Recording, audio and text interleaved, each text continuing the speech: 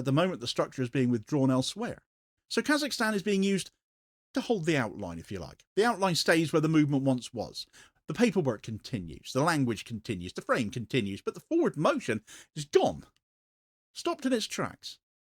This is not the breaking point Israel really want people to think it is. Breaking points are visible. This is the slow part, where a project remains standing after the force that drove it has already left. Kazakhstan is there to keep the lights on, if you like. Maintenance is what you do when you can't move forward anymore, but you're not yet willing to say that you've stopped, or are even going backwards. And there's no mistaking maintenance from momentum. The Accords were always about the stage, not the paperwork. The paperwork was thin. At best, it was thin. The stage was large, though, had to be to support Trump's ego along with the rest of his carcass.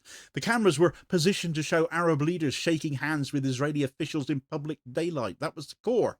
Not the trade deals, not the tourism agreements, the visibility.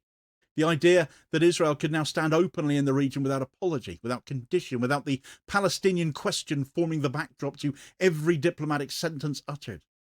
The stage was to claim that the question had been removed from the table, the question returned. Not because it was revived by diplomacy, but because it was revived by the sight of mass civilian suffering. States can suppress attention, they can't suppress gravity.